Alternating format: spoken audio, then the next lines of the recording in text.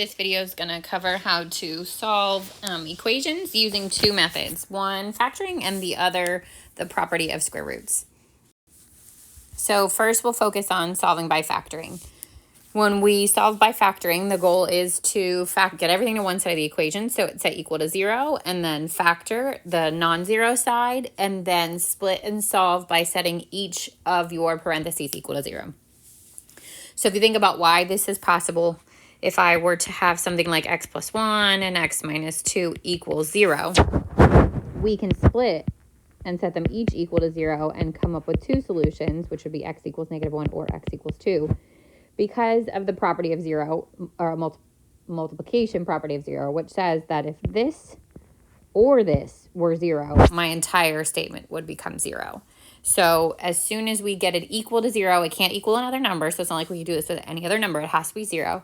And we can factor it, we can split it and solve it. All right, so in these examples, let's call this example 1, 2. These are already factored. So if we look, they already took out the x here. And so I simply just split and solve and set each of these expressions equal to 0. So the answer here would be x would equal 0, and then subtract the 3, x equals -3. So both solutions would make this a true statement. With number 2, again, split and solve. Divide by 5, and 0 divided by 5 is still 0. And then on the right-hand side, we're going to add the 2. 3x would equal 2, and then divide by 3. So our two answers here are 0 and 2/3.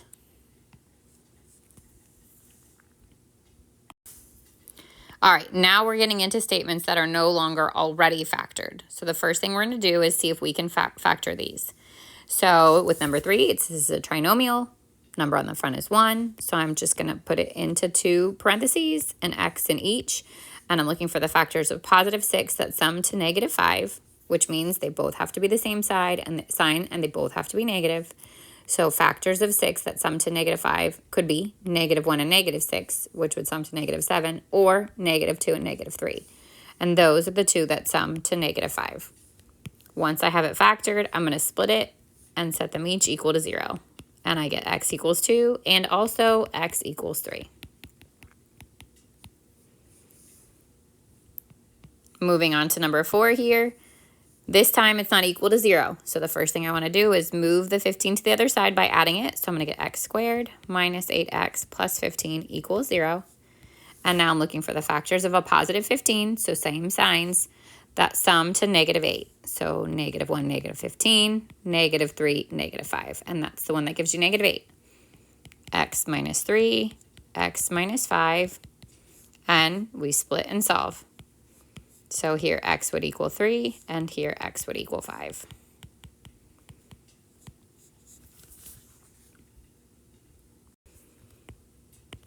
Okay, 5 and 6 here. So 5 is already set equal to 0. This time, we're going to do first times last. So 3 times -8 is -24, which means different signs. We want the larger one to be negative. So we can do +1, -24, +2, -12, +3, -8, +4, -6. And this is the one that gives the -2. Replace your middle term with those two terms. And we're going to factor by grouping. So from the first set of parentheses, I can take out an x. From the second set of parentheses, I can take out I want to change the sign, so -2. My parentheses now match, and I'll group together what's left. And now we split and solve. Subtract the 4. 3x would equal -4. Divide by 3. X equals -4/3. And here add the 2. X equals 2. So 2 answer there, -4/3 and 2. Going into number 6, not equal to 0. So the first thing we're going to do is add that 3 to get it to go on the same side. And first times last again. 2 times 3 is 6. Factors of 6 that sum to -5. -1, -6 does not work. -2, -3. Replace your middle terms with those two. and factor by grouping. First set of parentheses, we can take out a 2x. Second set of parentheses, we want to change the sign, so we're going to take out a negative 3. And x minus 1, and 2x minus 3 is the factored form. And now we split and solve. X equals 1, 2x would equal 3, and x would equal 3/2.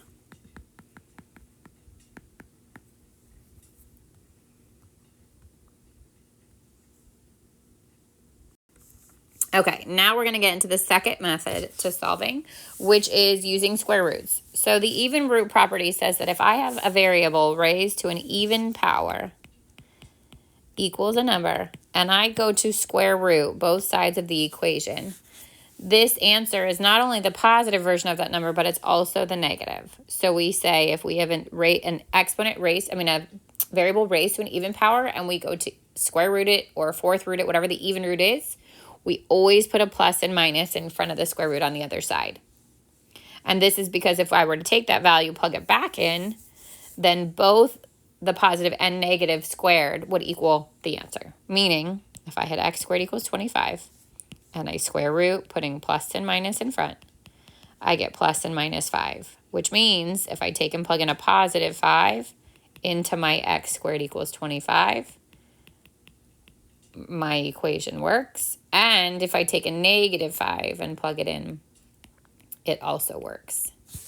Now, I would say this is one of the things that people get confused on the most, like a basic skill that people get confused on the most is when do you bring in the plus and minus, and when is it just the positive? So if my question says square root of 25, that answer is just a positive 5. It is when we bring in the square root. So if my initial question does not have the square root, but we bring it in to solve, that's when we bring the plus and minus into it. Okay, so for these questions, we're going to work to isolate. So the difference between, you'll see when we look at them, what's coming up and what we did before is before each of the questions had an x squared and an x. In these questions, there will only be an x squared. So we'll isolate the x squared, there'll be no x value, and then we'll square root both sides. They'll look like this. So we've isolated the x squared already. I'm going to square root both sides, putting that plus and minus in front, and I get x equals positive and negative 2. So you can leave it that way or you can separate it out. Square root both sides for number 8, putting the plus and minus, and I get x equals plus and minus 3. Okay, adding a step here. So number 9 is actually the difference of two squares, which means we could factor this and split and solve. Or we're going to practice the other method, which is isolate the x squared. So I get x squared equals 36. Bring in the square root, which comes with it, that plus and minus, and I get x equals plus and minus 6.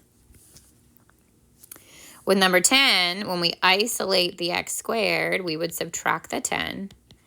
And if I try to square root, when I go to square root a negative number, it's not a real number. So there is no real solution here.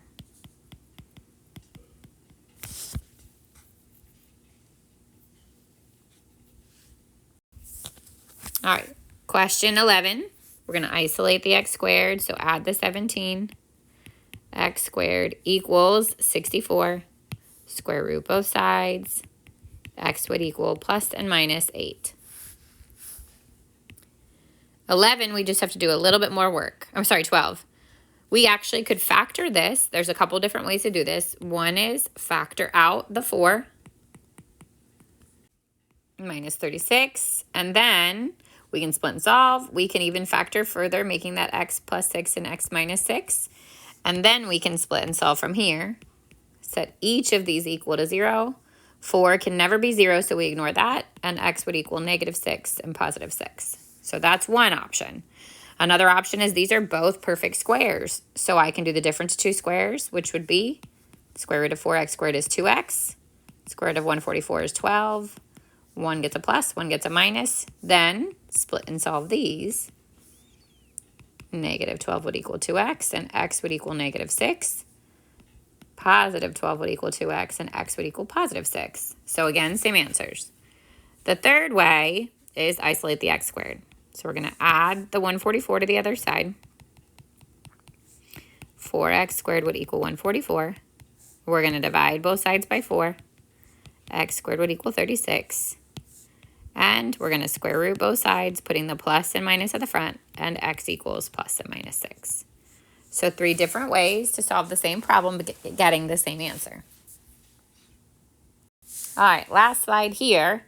Now, instead of just an x squared, we've got an actual expression squared, but we're going to treat it as though it were an x squared. So to get rid of the squared on the outside, we're going to square root both sides, putting a plus and minus in front of that 9. And I get x minus 2 equals plus and minus 3.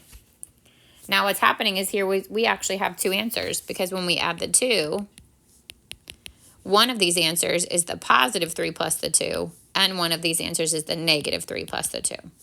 So my answers are 5 or negative 1. This last one, square root both sides, put the plus and minus in front. 2x plus 1 would equal plus and minus 5. Now we would subtract the 1. 2x would equal, and when it gets a little bit more complicated, we may want to split this into 2 statements.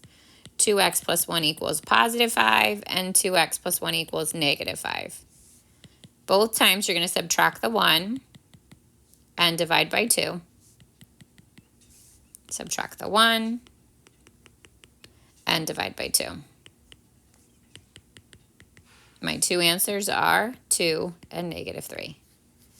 Which you would get if you continued over here. You would just have to know that you're working 2 different answers, because it would be a positive 5 minus 1 and then also a negative 5 minus 1. All right, that wraps up solving using factoring and the square root properties.